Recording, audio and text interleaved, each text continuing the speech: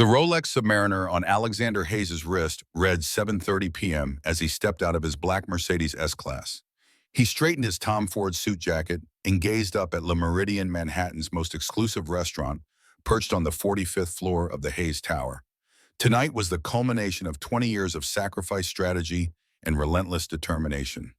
The New York skyline glittered behind the building that bore his family name, a testament to how far he had come. Alexander nodded to the doorman, who recognized him immediately. "Good evening, Mr. Hayes." "Evening, Charles. Beautiful night." "Indeed, sir. Perfect night for celebration." Alexander smiled faintly. If only Charles knew the magnitude of what would happen tonight. The $100 million acquisition deal with Romanov Tech would cement TechVision's position as an industry leader and validate everything Alexander had built since taking over the struggling family business 15 years ago. The elevator whisked him upward, its polished brass interior reflecting his image. At 55, Alexander still cut an impressive figure. Silver streaked his dark hair at the temples, and the lines around his eyes spoke of experience rather than age. He unconsciously touched the vintage Omega watch in his pocket, his father's watch, the one possession he carried always but never wore. A reminder of promises kept and debts unpaid. His phone vibrated. The display showed his son's name, Eric. "Eric, I'm just arriving at Le Meridien. Can I call you back?" The urgency in his son's voice cut through the typical background noise of TechVision's engineering floor. "Dad, don't sign anything tonight. I think Victor is planning something." Alexander's hand tightened on the phone. "What are you talking about?" "I overheard Richard talking to someone from Romanov Tech. Something about accelerating the timeline once you sign. Dad, I think Victor is—" The call dropped as the elevator reached the top floor. Alexander tried redialing, but the signal failed in the restaurant's reception area. He would have to deal with this later. Victor Romanov, his partner of 15 years and friend for even longer, was waiting. The maitre d' greeted him with practiced deference. "Mr. Hayes, wonderful to see you again. Mr. Romanov called to say he'll be 30 minutes late. Something about final paperwork. He asked that you enjoy some wine while waiting." Alexander nodded, concealing his unease. Victor was never late. In 15 years of business, lunches and dinners, the man had always arrived precisely on time, a habit from his military days. As he followed the maitre d' through the dimly lit restaurant, Alexander observed the other patrons: Wall Street executives, tech billionaires, old money families, the power brokers of New York. Tonight he would join their ranks in a new way. TechVision would no longer be the underdog, but an established force. "Your usual table, sir. Your server this evening will be Sarah." Alexander settled into the corner booth overlooking the Manhattan skyline. From this height, the city looked like a circuit board of lights and movement, each element connected in ways invisible to the casual observer. Just like the deal he was about to sign, a young woman approached his table. "Good evening, Mr. Hayes. My name is Sarah, and I'll be taking care of you tonight. May I bring you something to drink while you wait for Mr. Romanov?" There was something familiar about her. Alexander studied her face, early 30s, intelligent eyes that seemed to assess him with unusual intensity. Not the typical server at Le Meridien. "The Macallan 25 neat." "Excellent choice." She hesitated, as if wanting to say more, then turned toward the bar. Alexander opened his briefcase and reviewed the acquisition paperwork one final time. The terms were excellent. Victor was paying a premium well above market value. TechVision shareholders would be thrilled, and the 1,000 employees would have security under Romanov Tech's umbrella. His thoughts drifted to his father, Thomas Hayes. The original founder of Hayes Technologies had died bitter and broken 10 years earlier, after losing everything in what the press owed a financial miscalculation. Alexander had rebuilt from those ashes, creating TechVision from the remnants of his father's legacy. Tonight would vindicate that work. He touched the watch in his pocket and again, remembering his father's words, "Son, a man's honor is the only thing he truly owns." Sarah returned with his scotch, placing it carefully on a coaster embossed with Le Meridien's logo. As she set it down, a folded document slipped from the folder she carried, landing beside his briefcase. "Excuse me," she said, quickly reaching for it. Alexander picked it up first, noticing the Romanov Tech logo in the corner before handing it back. "Something from Victor's company." Sarah paled slightly. "It's nothing important. Just some menu notes from a previous event." She took the paper, tucking it securely in her folder. Mr. Hayes, is this your first time dining with us? No, I'm a regular. Victor and I have been finalizing our deal here for weeks. Of course, the acquisition everyone's talking about. Her eyes darted to his briefcase. It must be exciting seeing your company grow like this. Something in her tone made Alexander pause. It's the culmination of many years' work. And your employees. They must be excited about the transition to Romanov Tech. They'll all be retained. Victor and I were explicit about that in the terms. Sarah nodded, her expression unreadable. Will there be anyone else joining you besides Mr. Romanov? Just Victor. Why do you ask? No reason, just planning the table service. She glanced at her watch. Can I get you anything else while you wait? No, thank you. As she walked away, Alexander found himself watching her. Something about her seemed out of place in this restaurant of practiced smiles and polished service. She moved with purpose, her eyes constantly scanning the room. He sipped his scotch and gazed out at the city lights, the conversation with his son replaying in his mind. Eric was brilliant, but sometimes paranoid about corporate security. Still, his son's instincts were rarely wrong. Alexander pulled out his phone again, trying to reach Eric, but the signal remained frustratingly weak. He would step outside to call after finishing his drink. Across town in a private suite at the Peninsula Hotel, Victor Romanov stood before 5 men seated around a mahogany table. At 60, Victor retained the rigid posture of his military past. His tailored Italian suit and steel gray hair projected power and confidence. Gentlemen, by midnight, Tech Vision will be ours, Victor declared, his slight Russian accent more pronounced when excited. Alexander Hayes will sign everything over, believing the company will continue as a semi-autonomous division. In reality, we'll begin asset liquidation immediately. A thin man with wire-rimmed glasses adjusted his tie. The CFO is prepared. He understands his role. Victor smiled coldly. Richard has been on our payroll for months. The financial reports Alexander has seen were carefully crafted to hide the company's true value. Once we control Tech Vision's patents, we'll eliminate the redundant staff. Approximately 1,000 positions. What about Hayes himself? Asked another man. He won't simply accept this. Alexander Hayes is exactly like his father. Trusting. Honorable. Victor spat the last word like a curse. By the time he realizes what's happened, it will be too late. The sun will fall just as the father did. Victor's phone buzzed with a message. He frowned as he read it. Problem? Asked the man with the glasses. Someone dropped confidential documents at Hayes' table. Our insider at the restaurant is investigating. Victor's eyes narrowed. Make sure the team is ready. If Hayes learns anything prematurely, we move to contingency plan. He dismissed the group with a wave and poured himself a vodka, staring out at the same skyline Alexander observed from Le Méridien. After 15 years of planning, he would finally have his revenge on the Hayes family. The son would pay for the father's sins. Back at Le Méridien, Sarah Mitchell slipped into the staff corridor, her heart racing. She hadn't planned on Alexander Hayes recognizing the Romanov Tech logo. The document, a draft press release about the restructuring of Tech Vision after acquisition, had fallen from her folder by accident. Now Hayes might be suspicious. Sarah entered the employee restroom and locked the door, leaning against the sink. 3 years ago, she had been Dr. Sarah Mitchell, leading biomedical researcher at Romanov Tech's pharmaceutical division, developing treatments for rare genetic disorders. Then her 7-year-old son, Jake, was diagnosed with Carver syndrome, an ultra-rare condition affecting fewer than 300 children worldwide. When she approached Victor Romanov about accelerating her research for treatment, he'd called the project economically unfeasible and buried her research.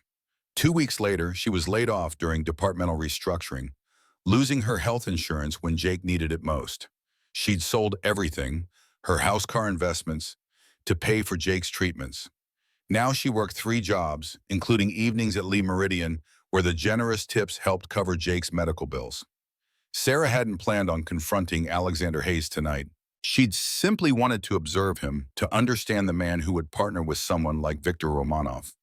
But when she overheard Victor's assistant on the phone discussing the plan to dismantle Tech Vision and terminate its employees, she knew she couldn't remain silent.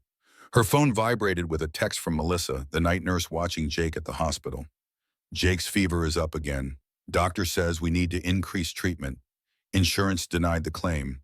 Need $50 and 1,000 for next treatment cycle. Sarah closed her eyes, fighting back tears. If she lost this job by warning Hayes, she'd lose their last financial lifeline. But if she stayed silent, 1,000 families would soon be devastated, just like hers. Her father's voice echoed in her memory. Sometimes courage isn't doing something grand. It's simply doing what's right when no one's watching. Sarah took a deep breath and dialed Melissa. How's he doing really? He's drawing again. Says it helps with the pain. Still asking when you'll be home. Tell him I'll come straight from work. Has he taken his medicine? Yes, but Sarah, Melissa hesitated. The doctor says we're running out of options with the standard treatment. Sarah gripped the phone tighter. I know. I'm working on something. Just keep him comfortable tonight. She ended the call and opened her locker, pulling out a USB drive containing the only copy of her research that Victor hadn't destroyed. The culmination of years of work that could save Jake and hundreds of children like him. Sarah returned to the restaurant floor, her decision made. She would warn Alexander Hayes regardless of the consequences. Not for his sake, but for the 1,000 families who would lose their livelihoods and health insurance if Victor succeeded. As she approached his table, she saw Alexander examining the acquisition documents, unaware of the betrayal they contained. For a moment, she saw her own past reflected in his future. The shock of realizing too late that everything you've built is being destroyed by someone you trusted. Alexander looked up as she approached. Mr. Hayes, your scotch is getting low. Would you like another? No, thank you, Sarah. I need a clear head for tonight. She nodded, gathering her courage. Sir, I couldn't help noticing the Tech Vision logo on your paperwork. It's an impressive company. Alexander raised an eyebrow. You follow the tech industry. I used to work in biomedical research. She hesitated, then continued. Actually, I used to work for Romanov Tech. His interest visibly sharpened. Really, in what capacity? I led their rare disease research division until 3 years ago. Sarah lowered her voice. Mr. Hayes, I don't mean to intrude on your evening, but there's something you should know about Victor Romanov before you sign anything. Alexander's expression hardened. What exactly are you suggesting? Before Sarah could answer, her manager appeared at her elbow. Sarah, is everything all right here? Yes, James, I was just checking if Mr. Hayes needed anything else. The manager smiled tightly. Mr. Romanov's assistant called. He'll be arriving momentarily and wants the private dining room prepared. As James walked away, Alexander fixed Sarah with an appraising look. You were saying about Victor. Sarah glanced around the restaurant. I can't talk here. Too many eyes. But please don't sign anything tonight. At least not until you have heard what I have to say. Alexander's phone vibrated again. Eric was calling. This time Alexander answered immediately, turning slightly away from Sarah. Eric, what did you find? Sarah could hear the urgency in his son's voice through the phone. Dad, I accessed Richard's email. He's been communicating with Romanov Tech for months. They're planning to liquidate Tech Vision immediately after acquisition. The retention agreements are fake. Alexander's face paled. Are you certain? I'm looking at the documents now. They've already identified which patents to keep and which employees to terminate. All 1,000 of them, Dad, including me. Sarah watched as Alexander processed this betrayal, his hand unconsciously reaching for his father's watch in his pocket. Where are you now? Alexander asked. Still at the office. I've downloaded everything to a secure drive. Stay there. I'm coming to you. Alexander ended the call and looked up at Sarah, his eyes now filled with suspicion and a dawning understanding. That document you dropped, it wasn't menu notes, was it? Sarah shook her head. It was a press release draft about the restructuring of Tech Vision after acquisition. How did you get it? Victor's assistant left his briefcase unattended last week during a corporate event. I saw the Romanov Tech logo and... She paused. Let's just say I have personal reasons to be interested in Victor Romanov's business dealings. Alexander stood gathering his documents. I need to go. My son has discovered the same thing, apparently. Mr. Hayes, Sarah's voice stopped him. There's more you need to know. About Victor, about what he's done to other companies, to people like me. Their eyes met, and in that moment a silent understanding passed between them. Both had been betrayed by the same man. Both stood to lose everything. I can't talk here, Alexander said quietly, but I need to know everything. The East Terrace, 5 minutes. It's usually empty this time of evening. Alexander nodded and headed toward the exit, pulling out his phone to call his lawyer. Sarah watched him go, knowing she had just crossed a line that could cost her everything. But as her father had taught her, sometimes courage was simply doing what's right, regardless of the cost. On the terrace, Alexander stared out at the city, the acquisition documents still in his briefcase. 20 years of work. A legacy rebuilt from the ashes of his father's disgrace. All of it nearly handed over to the man who he now suspected might have been responsible for his father's downfall in the first place. His phone rang again. The display showed Victor's name. "Alexander, my friend, I'm running a bit late. Traffic. Have you ordered the champagne yet? We have much to celebrate tonight." Alexander's grip tightened on the phone. The voice he had trusted for 15 years now sounded different to his ears, calculating false. "Actually, Victor, something's come up. I may need to postpone our dinner." A pause. Postpone tonight of all nights. What could possibly be more important than finalizing our deal? "Family emergency, you understand?" Another pause, longer this time. "Of course. Family always comes first. We can reschedule for tomorrow. The paperwork isn't going anywhere. I'll be in touch." Alexander ended the call, certain now that Victor suspected something was wrong. He had never postponed a meeting in their 15 years of partnership. Victor would know this wasn't normal. The terrace door opened, and Sarah emerged, having removed her server's jacket. In her simple black dress, she looked more like the scientist she had been than the server she was now. "Mr. Hayes, we don't have much time.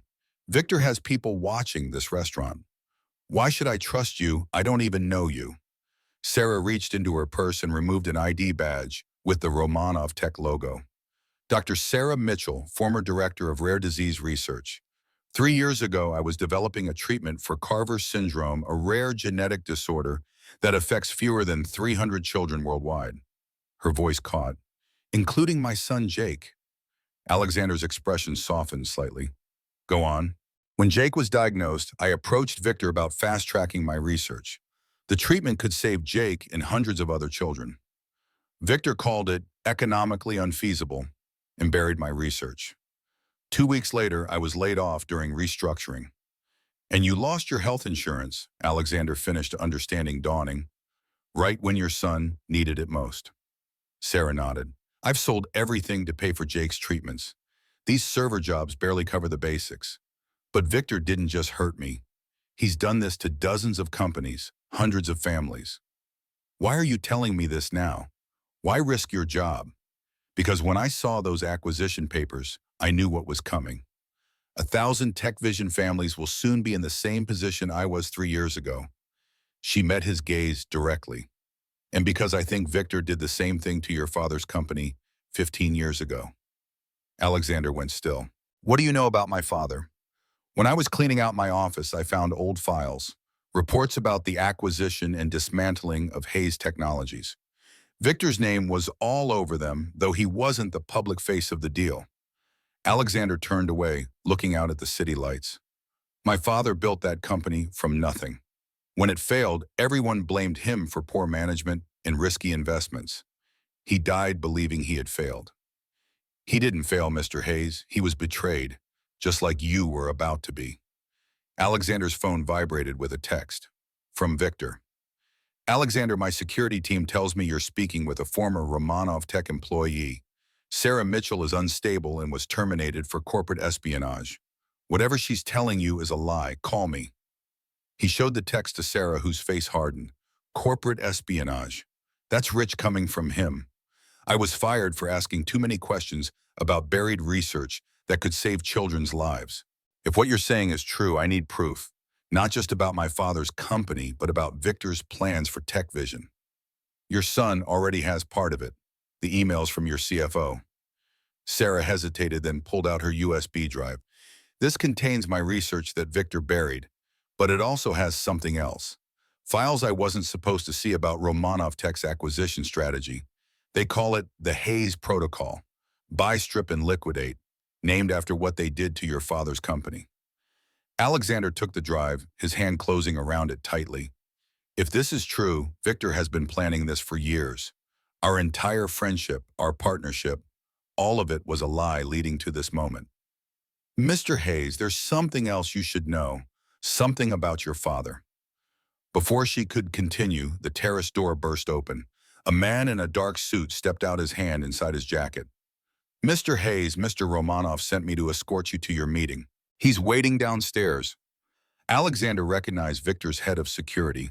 The man's eyes flicked to Sarah, then back to Alexander. His meaning was clear. This conversation was being monitored. "Tell Victor I'll be down shortly," Alexander replied calmly. "Sir, he insisted I bring you now." Sarah stepped closer to Alexander. "Mr. Hayes, don't go. It's not safe." The security man moved his hand, revealing the butt of a pistol. "Ms. Mitchell, this doesn't concern you. Return to your duties." Alexander positioned himself between Sarah and the man. "That won't be necessary. I'll come with you." He turned to Sarah, speaking quietly. "Find my son at Tech Vision. Tell him what you've told me. Show him the files." The security man gestured toward the door. "After you, sir." As Alexander moved to leave, Sarah caught his arm. "Your father didn't die from heart failure, Mr. Hayes. I found medical reports in those old files. Thomas Hayes had unusual toxin levels in his system. Inconclusive, they said, but suspicious." Alexander stared at her, the implications washing over him like a cold wave. "Are you suggesting Victor had my father murdered?" "I'm saying that anyone who gets in Victor Romanov's way tends to have accidents. Please be careful." The security man stepped forward menacingly. "That's enough, Ms. Mitchell." Alexander squeezed her hand quickly. "Tech Vision, Eric Hayes, 20th floor. Tell him everything." He turned to the security man with a calm he didn't feel. "Let's not keep Victor waiting." As Alexander was led away, Sarah watched, knowing she had just put both their lives in danger. She had lost her job, certainly, but perhaps saved 1,000 others from her fate. Now she needed to find Eric Hayes and show him the evidence she'd hidden for 3 years. She pulled out her phone and called Melissa. "How's Jake?" "Drawing again. He says he had another dream about the man with the watch." "Tell him I love him. I'll be there soon, but I have one more thing to do first." Sarah ended the call and headed for the service elevator. She would find Eric Hayes, and together they would expose Victor Romanov for who he truly was. Alexander stepped into the private dining room where Victor waited alone, a bottle of champagne chilling in an ice bucket. The room had been cleared of all other staff. "Alexander, my old friend," Victor gestured to the chair across from him. "Sit, we have much to discuss." Alexander remained standing. "I think we do, Victor, starting with why you planned to liquidate my company after I signed those papers." Victor's smile never faltered. "Business is business, Alexander. Sentiment is for weak men, like your father." "My father was twice the man you are." "Your father was a fool who trusted the wrong people." Victor's eyes hardened, just like his son. Alexander set his briefcase on the table. 15 years, Victor. 15 years of partnership. Was it all a lie leading to this moment? Not a lie, a long game. Victor poured himself champagne, not offering any to Alexander. "Did you never wonder why I encouraged you to reject those other acquisition offers? Why I convinced you to wait for my deal? You said the terms weren't right, that you would offer better." Victor laughed softly. "And you believed me, just as your father believed his partners before they took everything from him." Alexander's hand moved to his pocket, clutching his father's watch. "You were behind that too, weren't you? Hayes Technologies didn't fail. It was deliberately destroyed." "Very good, Alexander. You're finally seeing clearly." Victor sipped his champagne. "Your father discovered certain accounting irregularities. He was going to expose our entire operation. We couldn't allow that. So you framed him, destroyed his reputation, took his company. Business is war, Alexander. Your father forgot that." Victor's voice hardened. "Now we can do this the easy way or the hard way. Sign the papers. Walk away with your millions. Live comfortably, knowing you've secured your future, if not your employees. And if I refuse," Victor set down his glass, "then perhaps you'll suffer the same unfortunate health issues your father experienced in his final years." Alexander stared at the man he had trusted for 15 years, seeing him truly for the first time. "You killed him." "Killed it is such an unpleasant word. Let's say we accelerated his natural decline." Victor smiled coldly. "Heart failure can happen to anyone, especially men under extreme stress." Alexander's phone vibrated in his pocket. Eric was calling. He knew his son must have connected with Sarah by now, seen the evidence she carried. But he couldn't answer, not with Victor watching. "You won't get away with this," Alexander said quietly. "Not this time." "I already have." Victor gestured to the window. "Look outside. My security team is escorting your former researcher friend from the building as we speak. By morning, she'll be dealt with just as your son will be if he continues asking questions." Alexander moved to the window and saw Sarah being led forcibly toward a black SUV. She struggled against the men holding her arms. In that moment, Alexander Hayes made his decision. This wasn't just about tech vision anymore. It wasn't even about avenging his father. It was about stopping a predator who had destroyed countless lives and would continue doing so unless someone stood against him. "You're wrong about one thing, Victor." Alexander turned from the window, his voice steady. "I'm not my father. I don't trust as easily, and I don't play by the same rules." Victor's smile faltered slightly. "What are you saying?" "I'm saying that while you've been planning to destroy me for 15 years, I've been building something you can't touch." Alexander pulled out his phone. "Eric now." Outside, the black SUV's lights flashed as its alarm system activated. The security team turned toward the disturbance, momentarily distracted. It was enough. Sarah broke free and ran toward the street, disappearing into the crowd. Victor stood, his composure finally cracking. "What have you done?" "Insurance, Victor. Something my father never had." Alexander smiled grimly. "You think you're the only one who can play the long game." As Victor reached inside his jacket, Alexander prepared to face whatever came next. The true battle for his father's legacy was just beginning. The moment stretched between them like a wire pulled taut. Victor's hand remained inside his jacket, his eyes cold and calculating. Alexander stood his ground, refusing to show fear despite the very real threat before him. "Think carefully about your next move, Victor," Alexander said quietly. "Unlike my father, I've taken precautions." Victor's hand emerged from his jacket empty. His trademark smile returned, though it failed to reach his eyes. "Precautions such as every document you've ever sent me, every email, every contract with hidden clauses.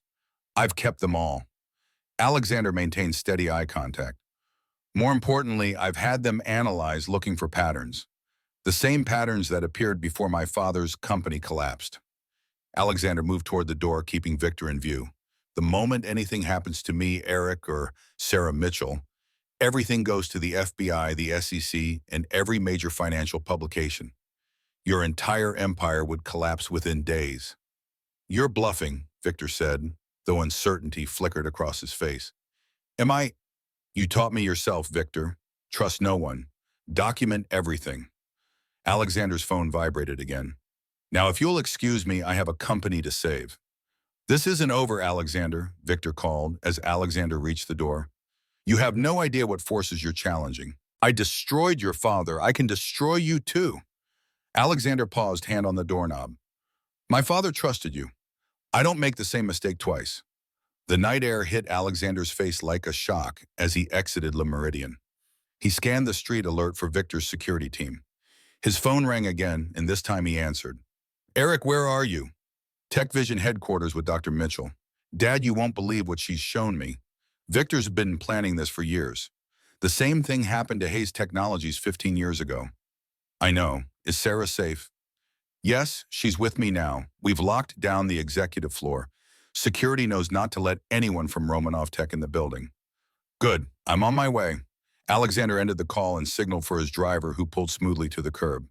"Tech Vision headquarters," Alexander instructed as he slid into the back seat. "And watch for anyone following us." As the car pulled into traffic, Alexander finally allowed himself a moment to process everything. Victor, his partner and friend for 15 years, had been orchestrating his downfall all along. More horrifying still was the implication that Victor had been responsible for his father's disgrace and possibly even his death. Thomas Hayes had died believing he had failed his company, his employees, and his family. Alexander had spent 15 years rebuilding from those ashes, driven partly by a need to redeem the Hayes name. Now he discovered it had all been based on a lie. His father had been betrayed, not failed. Alexander clutched the Omega watch in his pocket, his father's most prized possession. "I'll make this right, Dad," he whispered. "I promise." The driver's voice interrupted his thoughts. "Sir, there's a black SUV following us." Alexander checked the side mirror. Two vehicles back a familiar SUV kept pace. Take the next right, then an immediate left. Let's see if they follow. The car executed the maneuver and the SUV matched it perfectly. They're definitely following us, sir. Get to Tech Vision as quickly as possible. Use the underground parking entrance. The driver nodded, accelerating through a yellow light and weaving through traffic with practiced skill. The SUV fell back slightly, but remained in pursuit. Alexander's phone buzzed with a text from an unknown number. He opened it to find a single image, Sarah's son Jake in his hospital bed sleeping peacefully. The message read, "Children sleep so innocently. It would be a tragedy if he never woke up. Bring the USB drive to the peninsula. Come alone." Cold fury washed over Alexander. Victor was now threatening a child. There were lines in business that should never be crossed, and Victor had just obliterated all of them. Alexander dialed Eric immediately. "Son, is Sarah with you?" "Yes, right here." "Put her on speakerphone." Alexander waited a beat. "Sarah, Victor's men are at the hospital with Jake. They just sent me a threat." He heard her sharp intake of breath. "Oh God, Jake. He's alone except for Melissa." "Who's Melissa?" "His night nurse. She's been with us for 2 years." "Call her right now. Tell her to take Jake and hide. Security will be arriving shortly." Alexander switched to his other phone, dialing his head of security. "James, I need a team at Manhattan Memorial Pediatric Floor Room 515. There's a 7-year-old boy named Jake Mitchell who needs protection. Consider any Romanov Tech personnel as hostile." "On it, sir. Team will be there in 10 minutes." Alexander returned to his call with Eric and Sarah. "Sarah, did you reach Melissa?" "No answer," she replied, panic edging into her voice. "She always answers." "Stay calm. My security team is on the way. We'll get to Jake before anything happens." The driver's voice cut in. "Sir, we've lost the SUV, but we're 5 minutes from Tech Vision. Change of plans. Take us to Manhattan Memorial Hospital, fast as you can." The car swerved, cutting across 2 lanes of traffic toward the hospital. Alexander kept Sarah on the line, trying to keep her calm, while simultaneously coordinating with his security team. "James, what's your ETA?" 8 minutes, sir. Traffic is heavy around the hospital." "We'll be there in 5. Have a team secure the Tech Vision building as well. No one in or out except essential personnel." "Understood." Alexander ended the call and stared out the window at the passing city lights. Victor had escalated beyond business rivalry into something far more dangerous. Threatening a child crossed every conceivable line. As the car approached the hospital, Alexander formulated a plan. "Sarah, listen carefully. When we arrive, I want you to wait in the car with my driver. I'll go in with my personal security. If Victor's people are watching, they'll follow me, not you." "No," she replied firmly. "He's my son. I'm going in." Alexander recognized the resolve in her voice. No parent would stay behind while their child was in danger. "All right, but you stay behind me. My security team will meet us at the entrance." The car pulled up to the emergency entrance where 2 men in suits waited. Alexander recognized James and his second-in-command, Rodriguez. "Sir," James greeted him as he exited the car, "we have men approaching the pediatric floor from both stairwells. No sign of hostile activity yet." Sarah emerged from the car, her face pale but determined. "Jake's in room 515. Melissa should be with him." "Let's move," Alexander ordered. "James with me. Rodriguez, secure our exit." They moved swiftly through the emergency department, bypassing the regular elevators for the service lift. As the doors closed, Sarah's phone rang. She answered immediately, putting it on speaker. Sarah Mitchell. The voice was unfamiliar male with a slight Eastern European accent. "Who is this? Where's Melissa? Where's my son?" "Your son is fine for now. The nurse has been relieved of duty. Mr. Romanov would like the USB drive you stole. Bring it to the hospital roof in 10 minutes. Come alone, or the boy will suffer." The call ended. Sarah looked up at Alexander, her eyes wild with fear. "They have Jake. Oh God, they have my son." Alexander gripped her shoulders. "Listen to me. We're going to get him back. But first I need to know exactly what's on that USB drive that's worth threatening a child for." Sarah took a deep breath, steadying herself. "My research, yes, but also internal communications about Romanov Tech's acquisition strategy. Files showing how they deliberately tanked Hayes Technologies' stock before acquisition. And," she hesitated, Medical records suggesting your father was poisoned. Alexander absorbed this information with a grim nod. Actual proof that Victor was responsible for my father's death. Circumstantial, but compelling. Enough to warrant a formal investigation. The elevator reached the pediatric floor. James raised a hand, signaling them to wait while he checked the hallway. He returned moments later. Clear, but room 515 is empty. Signs of a struggle. The nurse is unconscious in the bathroom.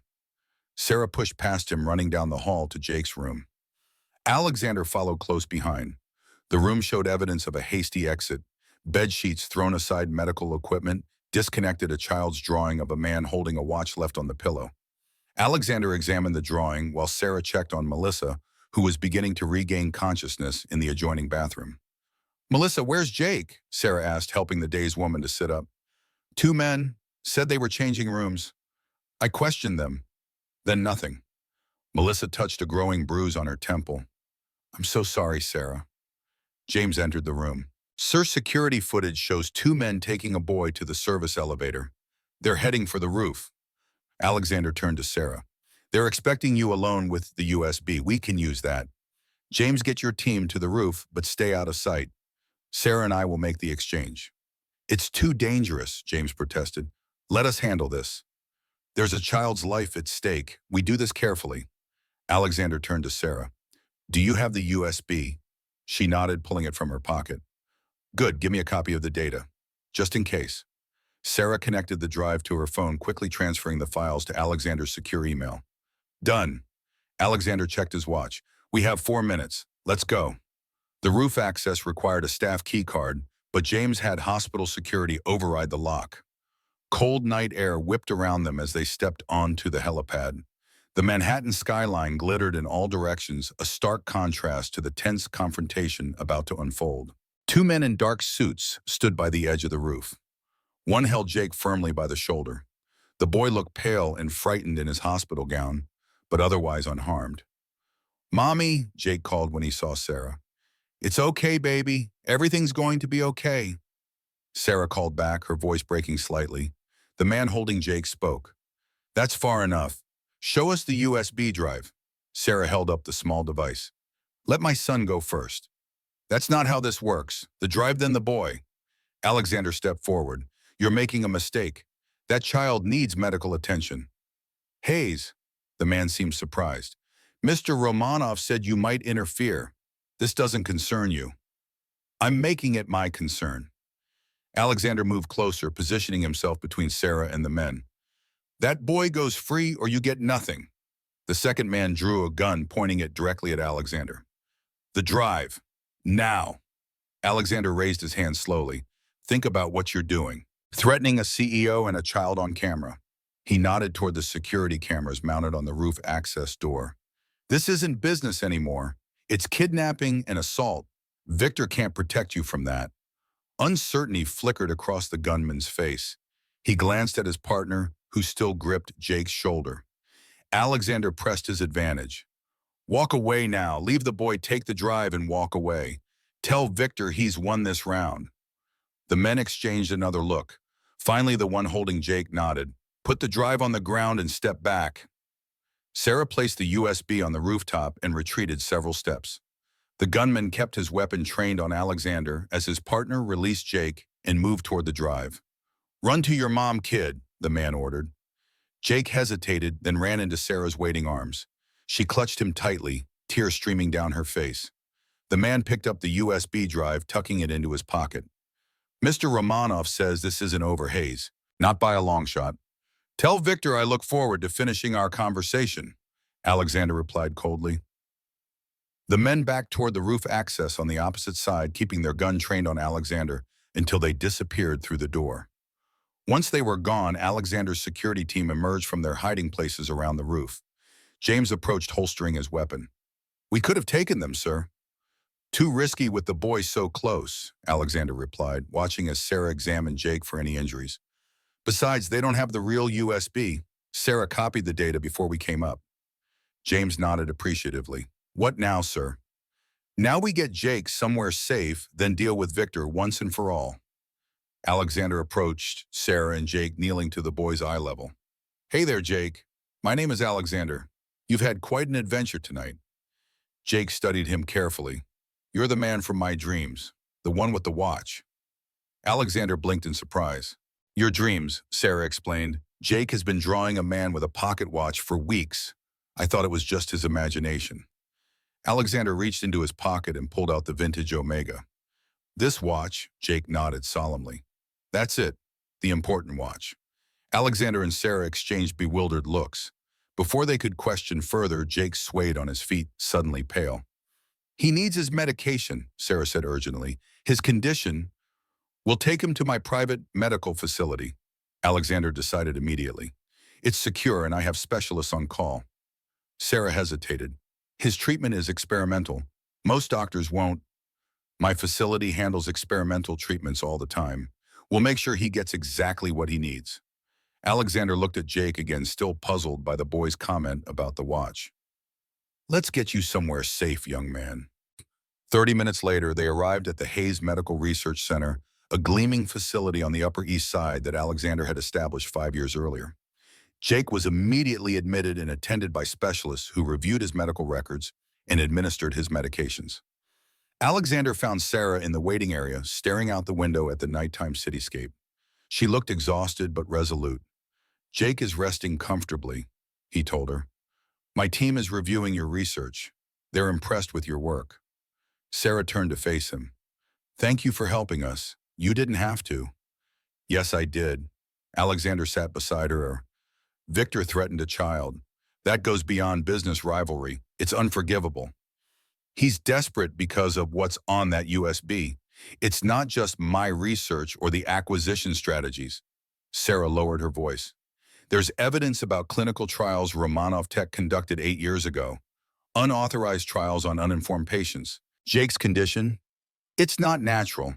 It's a side effect of an experimental drug Victor's company tested on pregnant women without proper disclosure. Alexander stared at her, the implications sinking in. Are you saying Victor's company is responsible for Jake's condition? I found the connection 3 years ago, right before I was fired. Jake's syndrome appears in children whose mothers participated in a certain prenatal vitamin study. Except it wasn't just vitamins. They were testing a new drug compound without proper protocols. That's why Victor buried your research. Not because it wasn't profitable, but because it would expose what they'd done. Sarah nodded grimly. If my treatment works, it would prove the connection. Hundreds of families could sue Romanov Tech for billions. Alexander stood pacing the small waiting room. This goes beyond corporate fraud. This is criminal negligence on a massive scale. Now you understand why Victor is so desperate to get that USB. It's not just about your company anymore. It's about covering up crimes that could destroy him completely. Alexander's phone rang. Eric's name flashed on the screen. Eric, what's the situation at Tech Vision?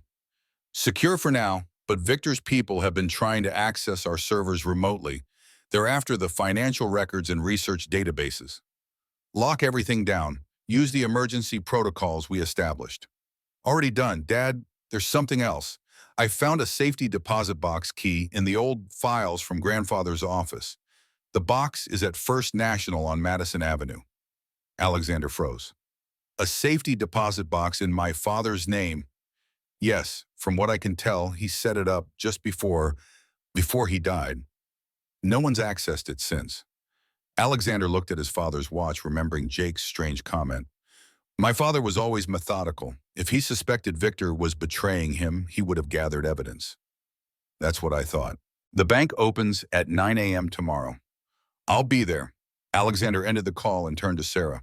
We may have more evidence than we realized. My father might have left proof of what Victor did 15 years ago. Sarah looked up, hope kindling in her eyes. Enough to bring him down. Possibly, but Victor won't go down without a fight. He's already proven how far he'll go. Alexander sat beside her again. Sarah, I want to make you an offer. Join Tech Vision's Medical Research Division. Bring your work on Carver syndrome with you. We'll provide everything you need to complete your treatment protocol. Sarah stared at him in disbelief. Why would you do that? Because it's the right thing to do. Because Victor tried to bury something that could help hundreds of children. And because I want to be able to look my father in the eye when I eventually join him, knowing I upheld the values he taught me. Before Sarah could respond, Alexander's security chief entered the waiting room. Sir, we've detected surveillance vehicles around the perimeter. Romanov Tech Security. Increase our protective detail. No one gets in or out without thorough verification. James nodded. There's something else.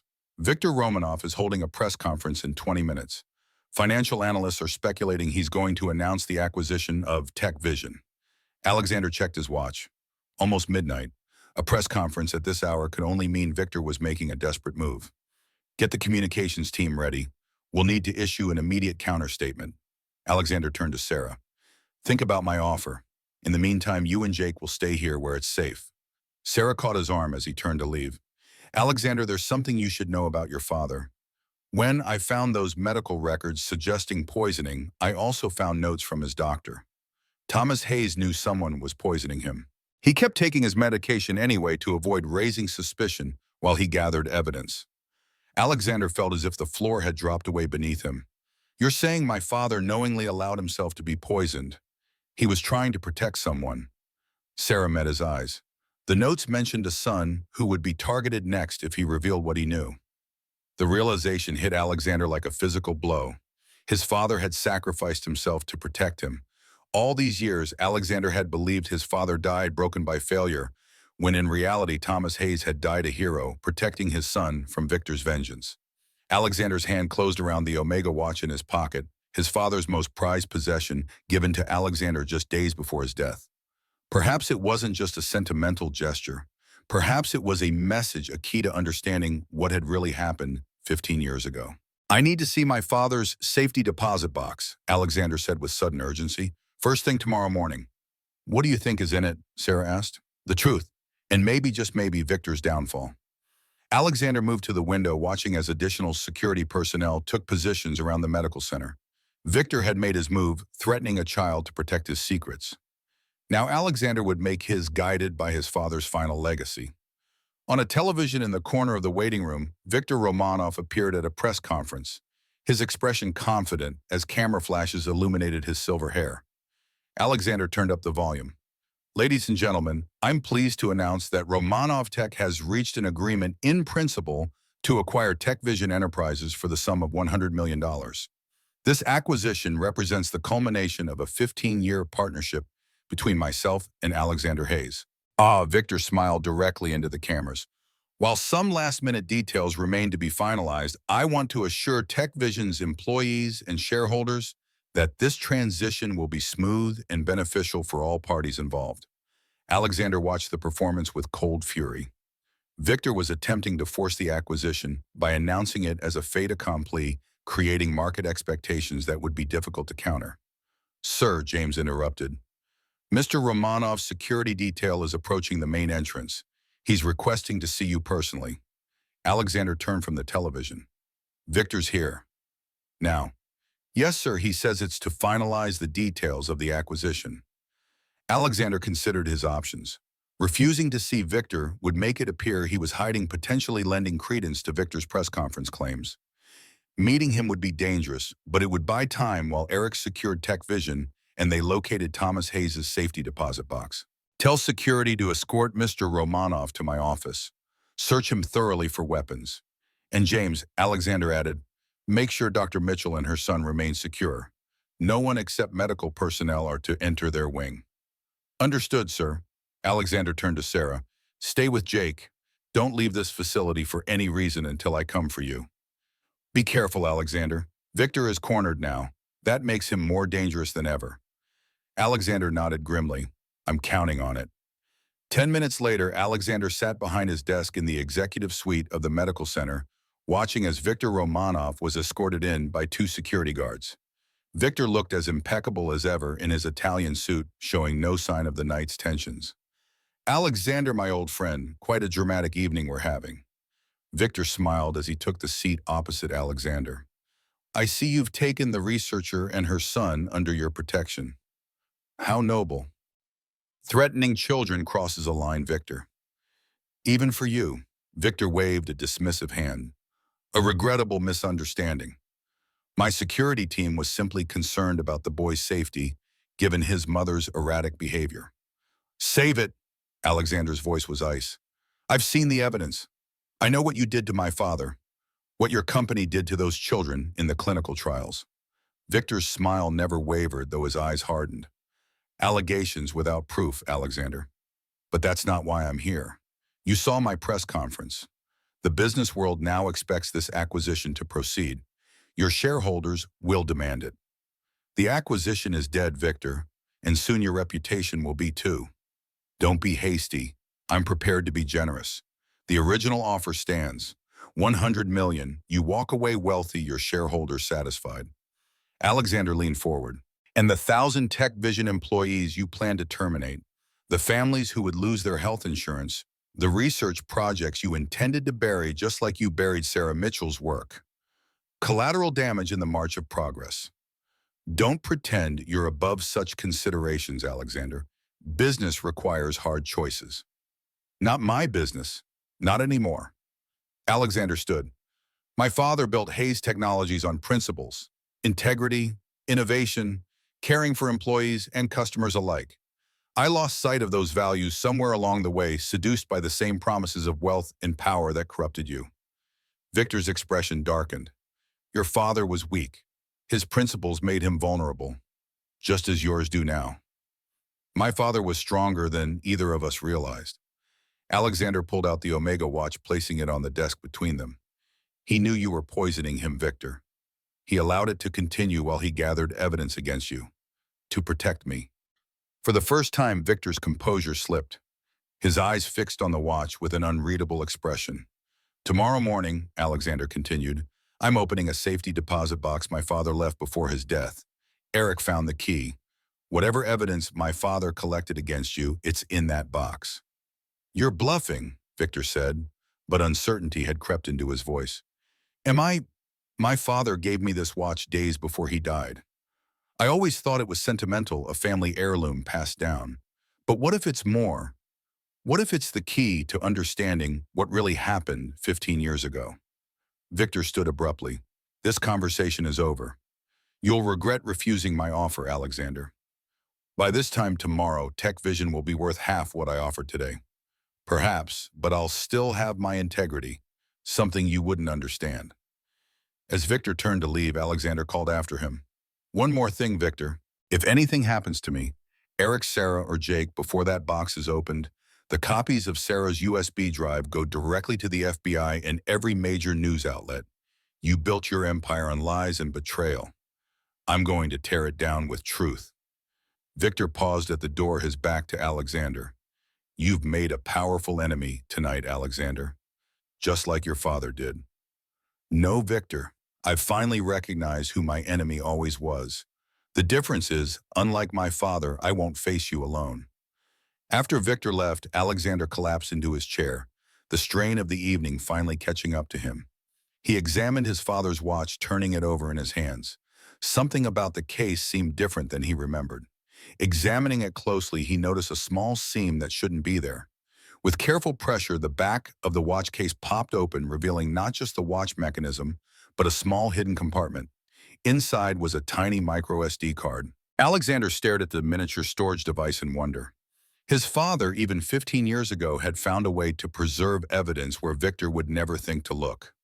In the watch he gave to his son for safekeeping. His phone rang. Eric again. Dad, you need to see this. I've been analyzing the data from Sarah's USB drive. There's a connection between Victor's company and a Russian oligarch named Mikhail Baranov. They've been using acquisition targets like Tech Vision to launder money through offshore accounts. Money laundering, that explains the urgency. Victor needs this acquisition to satisfy his partners. Exactly, and there's more. Those clinical trials that affected Sarah's son, they were funded by the same Russian money.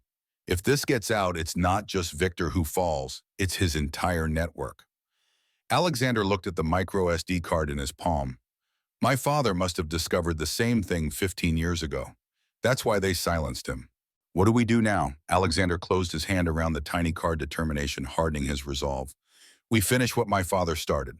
We bring Victor down not just for us, but for every life he's destroyed. As dawn broke over Manhattan, Alexander Hayes prepared for the final confrontation with the man who had betrayed his father, threatened an innocent child, and attempted to destroy everything the Hayes family had built.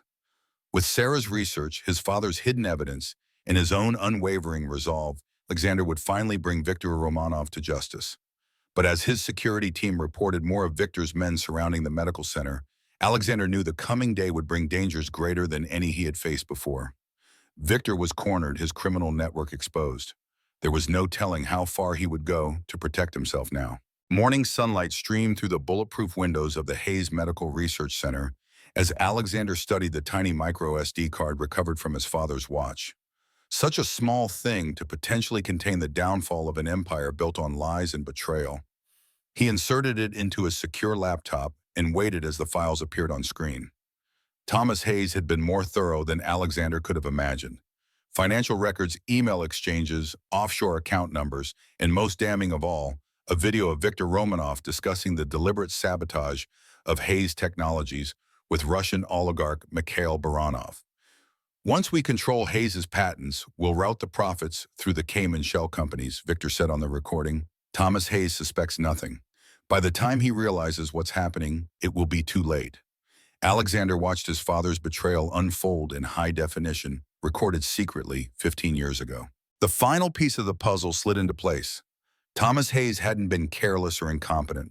He had been systematically undermined by the man he trusted most. A knock at the door interrupted his thoughts. Eric entered, his expression grave despite their discoveries. Dad, Viktor's making moves. TechVision stock dropped 15% in pre-market trading. Rumors are circulating that we're having financial difficulties. Alexander nodded, unsurprised. Viktor's trying to force our hand, make the acquisition seem inevitable. He gestured to the screen. But we have him, Eric. Everything we need is right here. What's the plan? First, we secure the bank's safety deposit box. There might be physical evidence to corroborate these files. Then we take everything to the FBI. Eric shifted uncomfortably. There's something else. Our legal team discovered Romanov Tech has filed injunctions against TechVision, claiming we're in breach of previous partnership agreements. They're trying to freeze our assets. Classic Viktor. When betrayal fails, he turns to legal warfare. Alexander stood pocketing the micro SD card. How's our security situation? We've detected multiple attempts to breach our servers overnight, all repelled so far. Physical security reports Viktor's men maintaining surveillance on this building and TechVision headquarters. And Sarah, Jake, secure in the East Wing. Dr. Mitchell's been working with our research team all night. Jake's condition is stable. Alexander nodded, relieved. Have the car brought around. We're going to that bank. As they prepared to leave, Sarah approached from the medical wing, her face showing exhaustion, but also fierce determination. Alexander must need to speak with you before you go. Eric excused himself, leaving them alone.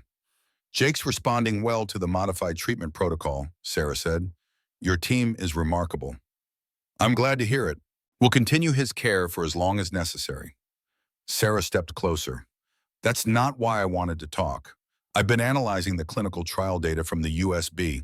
The patterns are clear. Viktor's company deliberately falsified results to hide the connection between their drug and the birth defects that caused Jake's condition. Can you prove it? Beyond any doubt, the statistical analysis is irrefutable. They knew their drug was causing problems and continued the trials anyway. Alexander absorbed this. How many children were affected? At least 300 in the United States alone, possibly thousands worldwide. Sarah's voice caught. Children suffering because Viktor Romanov decided profit margins were more important than safety protocols. Alexander placed a hand on her shoulder. We're going to expose everything, Sarah. For Jake, for my father, for everyone Viktor is hurt. There's more. I found references to Thomas Hayes in the trial data. Your father discovered the connection between the drug and the birth defects. That's why Viktor targeted him. The revelation struck Alexander like a physical blow. My father was trying to protect those families, and Viktor silenced him to protect his profits. Sarah's eyes hardened. Be careful, Alexander. Viktor knows you have this information now. He'll be desperate. We'll take every precaution. As Alexander moved toward the door, Sarah called after him. One more thing. That offer you made last night about joining TechVision's medical research division. Alexander paused. Yes, I accept. When this is over, I want to finish what I started. These children deserve a cure. Alexander smiled the first genuine smile in what felt like days. We'll announce your appointment as Director of Research as soon as Viktor Romanov is behind bars. First National Bank's marble lobby echoed with subdued conversations and the clicking of keyboards. Alexander and Eric, accompanied by two security personnel, approached the manager's office. They had called ahead explaining the urgency of accessing Thomas Hayes' long-dormant safety deposit box. The bank manager, a woman in her 60s with a pearl necklace and shrewd eyes, greeted them personally. "Mr. Hayes, this is most unusual. The box hasn't been accessed in 15 years. I understand, Mrs. Harrington. My father left instructions that it should remain sealed until necessary." She studied him carefully. "And it's necessary now. More than you can imagine." Something in his tone must have convinced her. "Very well. I'll need identification and the key." Minutes later, they stood in the private viewing room as the large metal box was placed before them. Alexander inserted his key, turned it, and lifted the lid. Inside lay an organized collection of documents, USB drives, and a sealed envelope, with Alexander's name written in Thomas Hayes' distinctive handwriting. Alexander opened the envelope first, hands trembling slightly. "My son," the letter began, "if you are reading this, I have failed to bring Viktor Romanov to justice in my lifetime. I've discovered a conspiracy reaching far beyond simple corporate fraud. Victor's company has been conducting illegal clinical trials, manipulating drug approval processes, and laundering money for Russian interests. I gathered what evidence I could, but my investigation was discovered. I believe I am being poisoned slowly, my medications tampered with. I continue to take them to avoid arousing suspicion while I compile this evidence." Alexander paused, emotion threatening to overwhelm him. His father's words confirmed everything, and the burden of 15 years of misunderstanding lifted from his shoulders. The letter continued. "I've arranged for this box to remain sealed until you might need it. The evidence enclosed will expose Victor's crimes, but be warned. His reach extends into law enforcement and regulatory agencies. Trust no one until you've verified their loyalty. Your safety must come first. If I am no longer here to protect, you know that everything I did was to secure your future and uphold the Hayes name. I love you, son. Do what I could not. Bring him down." The letter was signed simply, "Dad." Alexander passed the letter to Eric, who read it silently, his expression darkening. "Grandfather knew," Eric said finally. "He knew, and he still fought." "To the very end," Alexander agreed, his resolve strengthening. He turned to the remaining contents of the box, methodically cataloging each item. Financial records, communications with federal agencies, evidence of clinical trial manipulation, and most crucially, detailed documentation of money laundering operations through Hayes Technologies and subsequent acquisitions. "This is everything we need," Alexander said, carefully repackaging the evidence. "Let's get this to the FBI immediately." As they prepared to leave, Alexander's phone rang. An unknown number. "Hayes," he answered cautiously. "Alexander." Victor's voice was calm, almost friendly. "I think it's time we finished our conversation from last night. I have nothing more to say to you, Victor." "Perhaps not, but I have something to show you." Victor paused. "Check your email." Alexander opened his secure email on his phone. A new message contained a single video attachment. He played it with growing horror. The footage showed Sarah and Jake being escorted from the medical center by men in suits, clearly under duress. "What have you done?" Alexander demanded, ice forming in his veins. "Merely secured some insurance. Dr. Mitchell and her son and are my guests now. You have something I want. All copies of her research and your father's evidence." "I have something you want. Their continued good health. If you harm them, that's entirely up to you, Alexander. Bring everything to my private residence. 1 hour. Come alone." The call ended abruptly. Eric looked at his father with alarm. "What happened?" "Victor has Sarah and Jake. Someone inside the medical center must have helped him." Alexander's mind raced through options, none of them good. "Hold James immediately. I need to know how this happened and who we can still trust." While Eric made the call, Alexander considered their next move. The evidence in his possession could destroy Viktor Romanov completely, but Sarah and Jake's lives hung in the balance. His father had faced a similar impossible choice 15 years ago. "James confirms a security breach," Eric reported. "2 guards are missing. The medical staff was told Sarah and Jake were being moved to a more secure location on your orders." Victor's had moles in my organization all along, Alexander realized, just like he did in my father's company. What do we do? We can't give him everything we've found. Alexander stared at the safety deposit box, thinking of his father's sacrifice, of Sarah's courage, of Jake's innocent vulnerability. No, we can't give him everything. Alexander pulled out his phone, dialing a number he rarely used. But we can make him believe we have. 45 minutes later, Alexander's car approached the wrought iron gates of Victor Romanov's Westchester estate. The expansive property sat isolated behind high walls, security cameras tracking the vehicle's approach. The gates opened automatically, allowing Alexander to proceed up the long driveway.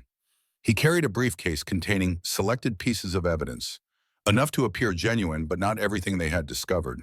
The most critical files, including his father's recordings and the micro SD card, were safely with Eric, who waited with a team of trusted security personnel just beyond Victor's property line. The mansion loomed ahead, an ostentatious display of wealth, with its marble columns and manicured gardens.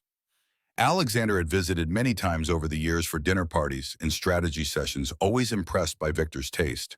Now he saw it differently, a monument to betrayal and stolen dreams built on the suffering of families like Sarah's and the destruction of companies like his father's.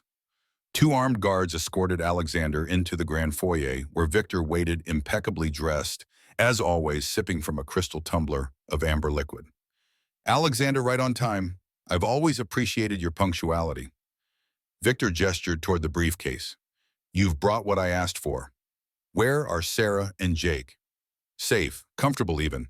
The boy is receiving his medications. Victor extended his hand. The evidence first. Alexander held the briefcase tighter. I want to see them.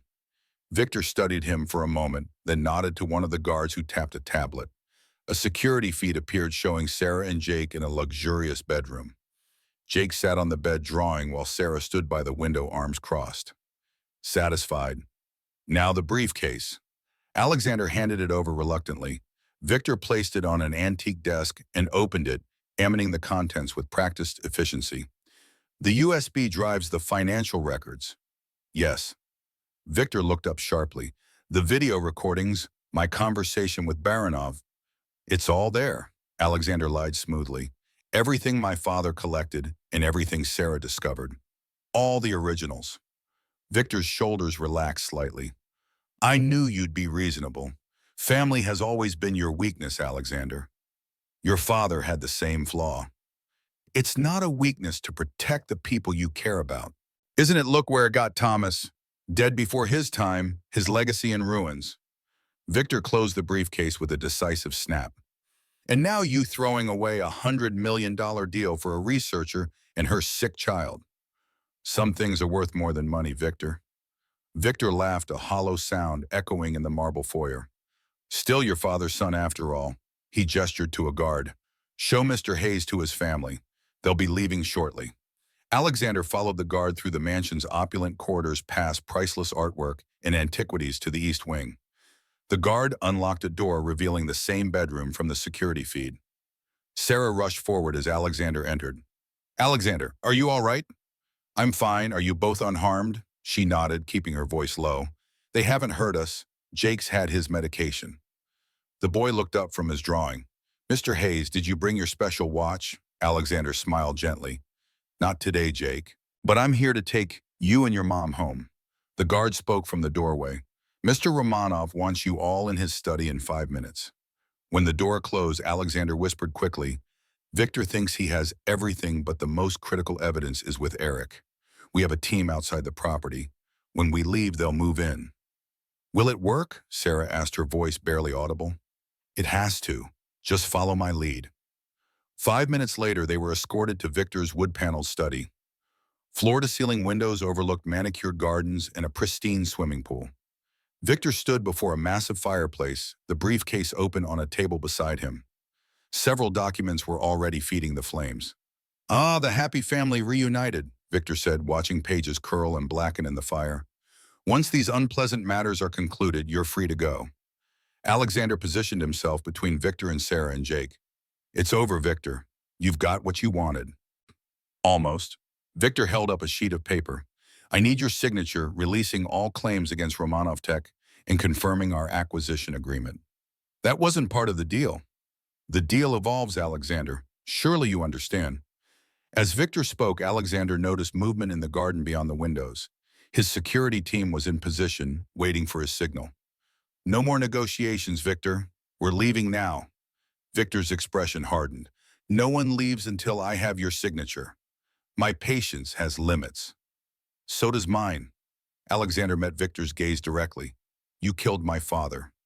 Poisoned him slowly over months while he trusted you. You threatened a child to protect your secrets. There's no document on earth that will make me forget those crimes. Crimes, Victor laughed coldly. Business decisions, Alexander, nothing more. Your father was an obstacle to progress, just as you've become. Alexander took a step forward. My father was worth 10 of you. He discovered what you were doing with those clinical trials, the children you were harming, and he tried to stop you. That was his real crime in your eyes. Victor's composure slipped, anger flashing across his face. Thomas Hayes was weak. He lacked vision. I offered him partnership in something truly significant, but he couldn't see beyond his precious ethics. He gestured dismissively. Look where ethics got him. They got him a son who would finish what he started. Alexander pulled out his phone. You didn't really think I'd bring everything, did you? That I'd trust you after what you did to my father, to Sarah, to Jake? Confusion crossed Victor's face, quickly replaced by fury. What have you done? The FBI has everything, Victor. The recordings, the financial trails, the clinical trial data. They're moving on your Russian partners as we speak. Victor lunged for the desk, pulling out a pistol. You're lying. Am I check your news feeds? Victor's eyes flickered to a television mounted on the wall. He grabbed a remote, turning it on to see breaking news coverage. Federal agents were raiding Romanov Tech headquarters and the offices of several connected companies. The headline scrolled beneath, Major Pharmaceutical Fraud Investigation Underway. Victor's face drained of color. This is impossible. My father prepared for this day for 15 years, Victor. Everything you're seeing was set in motion before you even killed him. This wasn't entirely true, but Alexander knew the psychological impact of such a claim. Victor raised the gun, aiming it squarely at Alexander's chest. If I'm going down, I'm taking you with me. Poetic justice. Don't you think father and son destroyed by the same hand? Sarah pulled Jake behind her, shielding him with her body. Alexander remained perfectly still, calculating his options. More death won't save you, Victor. It's over. It's over when I say it's over. Victor's hand trembled, his composure finally shattered completely. Glass shattered as Alexander's security team breached the windows. Victor whirled toward the sound, firing wildly. In that instant, Alexander charged forward, tackling Victor to the ground. The gun skittered across the polished floor as they struggled. Victor fought with surprising strength for a man his age, desperation lending him power. He landed a solid blow to Alexander's jaw before Alexander pinned him, securing his arms. Enough, it's finished, Victor. Security personnel swarmed the room, securing Victor and ensuring Sarah and Jake were safe. Outside, sirens wailed as FBI vehicles approached the estate. Alexander rose shakily to his feet, wiping blood from his lip. Are you both all right? Sarah nodded, still holding Jake protectively. We're fine. Victor glared up from the floor, hatred burning in his eyes. This isn't over, Hayes. Men like me don't stay down. Men like you don't understand what true strength is. Alexander knelt beside his fallen adversary. My father knew he was being poisoned, but he kept taking his medication to protect me while he gathered evidence against you. That's strength, Victor. That's honor. Something you know nothing about. FBI agents entered the study, led by a stern-faced woman who identified herself as Special Agent Ramirez. Alexander Hayes, we received your evidence package. Victor Romanov, you're under arrest for fraud, conspiracy, money laundering, and multiple counts of criminal negligence resulting in bodily harm. As agents rid Victor his rights and led him away in handcuffs, Alexander watched the man who had betrayed his father being reduced to just another criminal. The empire Victor had built through deception was crumbling before his eyes. Sarah approached Jake's hand firmly in hers. Is it really over? The beginning of the end, Alexander replied. There will be investigations, trials, more evidence to process, but yes, Victor's reign is over. 6 months later, Alexander stood before a podium in the newly christened Thomas Hayes Medical Research Center. Behind him, a portrait of his father watched over the proceedings, the same determined eyes that had inspired Alexander throughout his life. The audience included reporters, medical researchers, families of children affected by Carver syndrome, and Tech Vision employees. In the front row sat Sarah and Jake, the boy's improved health evident in his bright eyes and energetic demeanor. Today marks not just the opening of this facility, Alexander began, but the culmination of a journey my father started more than 15 years ago. Thomas Hayes believed that business should serve humanity, not exploit it. He believed that profit without purpose was hollow and that true success came from improving lives. Alexander gestured to the teams of researchers seated nearby. Under Dr. Sarah Mitchell's leadership, our medical division has already made groundbreaking advances in treating Carver syndrome. The first clinical trials of her treatment protocol show a 90% success rate in reversing symptoms. Applause filled the auditorium, loudest from the families whose children were now receiving treatment. But our work doesn't end there. The Thomas Hayes Foundation, funded by settlement money from Romanoff Tech, will ensure that every child affected by their negligence receives proper care regardless of financial circumstances. Alexander continued outlining the Foundation's mission and the broader changes at Tech Vision since Victor's downfall. The company had not only survived but thrived, its stock price recovering and then exceeding previous highs as Alexander refocused on ethical innovation and employee welfare.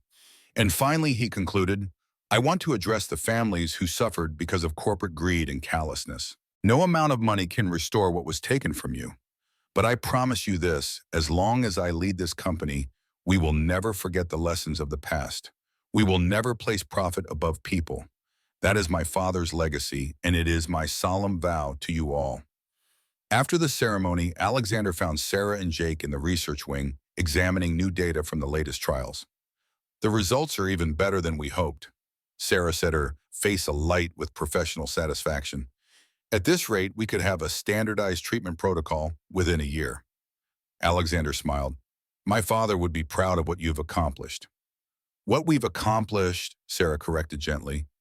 None of this would exist without your support. Jake tugged at Alexander's sleeve. Mr. Hayes, I made something for you. He handed over a carefully wrapped package. Inside was a framed drawing of Thomas Hayes, remarkably detailed and lifelike, despite being created by a 7-year-old. Thomas stood tall, the Omega watch chain visible at his vest pocket, his eyes kind but determined. Jake, this is incredible. How did you know what my father looked like? From my dreams, Jake said simply. He visits, sometimes tells me everything will be okay. Alexander and Sarah exchanged glances, neither quite knowing how to respond to such innocent certainty. Well, it's perfect, Alexander said finally. I'll put it in my office right away. As Jake ran off to explore the research facility with one of the technicians, Sarah turned to Alexander. There's something I've been meaning to ask you. That night at Le Méridien when everything started, why did you believe me? You could have dismissed me as just a server making trouble. Alexander considered the question. Something in your eyes reminded me of my father. The same determination, the same unwavering certainty when fighting for what's right. He smiled slightly. Besides, Victor had been acting strangely for weeks. Your warning confirmed suspicions I'd been trying to ignore. Lucky timing, then. I don't believe in luck anymore. My father taught me that we make our own fate through our choices. The moment you decided to warn me, despite the risk to yourself, you changed everything. Their conversation was interrupted by Eric, who approached with a tablet displaying news headlines. It's official. Victor Romanoff sentenced to 30 years. No possibility of parole. Alexander nodded satisfaction rather than triumph in his expression. And his Russian partners. Baranov's been extradited to face charges here. The others are being pursued through Interpol. Eric scrolled through more headlines. The press is calling it the largest corporate fraud case in decades. Justice finally, Sarah murmured. Yes, but at such cost. Alexander thought of his father, of the 15 years spent believing Thomas Hayes had failed when he had actually sacrificed everything to protect others. We can't bring back those we've lost, but we can honor them by continuing their work. Later that evening, Alexander visited his father's grave, placing a bouquet of white roses against the headstone. He had come here often in the months since Victor's arrest, finding peace in the quiet cemetery where Thomas Hayes had been laid to rest with honors restored. Alexander sat on a bench beside the grave, taking out the vintage Omega watch that had concealed his father's final evidence. "We did it, Dad," he said softly to the still air. "Victor's in prison. His network is dismantled. The children affected by his drugs are getting treatment. Everything you fought for has come to pass." The setting sun cast long shadows across the cemetery golden light, illuminating the polished granite of Thomas Hayes's memorial. Tech vision is stronger than ever. We're focusing on medical research now, saving lives instead of just building technology. I think you'd approve. Alexander smiled slightly. Sarah Mitchell heads our research division. Brilliant woman. Reminds me of you sometimes. Same stubborn determination to do what's right no matter the cost. Alexander opened the watch case, running his thumb over the inscription inside. "To my son, may you always know the true measure of a man is found in his heart, not his wallet." "I understand now, Dad. All those lessons you tried to teach me about integrity and courage. I'm sorry it took me so long to truly hear them." As dusk settled over the cemetery, Alexander made one final promise to his father's memory. The Hayes name stands for something again. Honor, integrity, compassion. Your legacy lives on not just in me or in the company, but in every life we touch going forward. Alexander closed the watch case and stood, a sense of completion settling over him. The journey that began 15 years ago with his father's death had come full circle. Justice had been served, wounds were healing, and a new chapter was beginning. 1 year later, the Thomas Hayes Medical Research Center celebrated its first full year of operation with a remarkable announcement. The Carver syndrome treatment, developed by Sarah Mitchell, had been approved by the FDA, clearing the way for worldwide distribution. At the press conference, Alexander and Sarah stood side by side, their professional partnership having evolved into something deeper over the months of shared purpose and triumph. "This breakthrough represents everything my father believed in," Alexander told the assembled reporters. "That business can and should be a force for good in the world. That profit and purpose can coexist. That integrity matters above all else." After the camera stopped rolling, Alexander found Jake sitting in his office, examining the portrait of Thomas Hayes that hung on the wall. "He looks happy," Jake observed. "Proud of you." Alexander smiled at the boy, whose health improved daily under Sarah's treatment protocol. "I hope so, Jake. I've tried to make choices he would approve of." "He does," Jake said with childlike certainty. "He told me so." Before Alexander could respond, Sarah entered. "There you are, Jake. Your test results came back. Completely normal. Not a trace of the syndrome left." Joy bloomed across Jake's face as he ran to hug his mother. Alexander watched them, his heart full. This was what victory truly looked like. Not Victor's downfall, satisfying though that had been, but this moment of healing and hope. Later, as they walked through the research center, named for his father, Alexander took Sarah's hand. "Your treatment will help thousands of children worldwide. You've created something extraordinary." "We all have," Sarah replied, watching Jake run ahead of them down the corridor. "You gave me the resources and support to finish what I started. Your father exposed the truth about the clinical trials. Even Jake played his part with that strange connection to Thomas." Alexander nodded thoughtfully. "My father used to say that nothing valuable is ever created alone. It takes a community of purpose, people united by something greater than themselves." "Is that why you expanded the Foundation's mission to build that community?" "Partly," Alexander acknowledged, "but also because it's what Dad would have done. He never saw business as just about making money. It was about making a difference." They paused before the wall of photographs showing children before and after receiving Sarah's treatment. Faces that had once shown pain now beamed with health and vitality. "This is the real acquisition," Alexander said softly. "Not companies or patents or market share, but moments like these. Lives changed. Futures restored." "Your father would be proud," Sarah said, squeezing his hand. Alexander thought of the path that had led him here. From the ambitious CEO focused on deals and dollars, to the man he was now continuing his father's legacy of integrity and compassion. "The true measure of a man is found in his heart, not his wallet," he quoted from his father's watch inscription. "It took me far too long to understand what that really meant." As they watched Jake running back toward them, his face alight with joy and health, Alexander knew that he had finally found the success his father had always envisioned for him. not measured in millions of dollars or corporate acquisitions, but in lives touched and legacies honored. Thomas Hayes's final gift to his son hadn't been evidence against Viktor Romanov, important though that was. It had been the chance to rediscover what truly mattered, to reclaim the values that had guided the Hayes family for generations, and to build something that would outlast them all. A legacy of honor, integrity, and healing that would touch countless lives for years to come.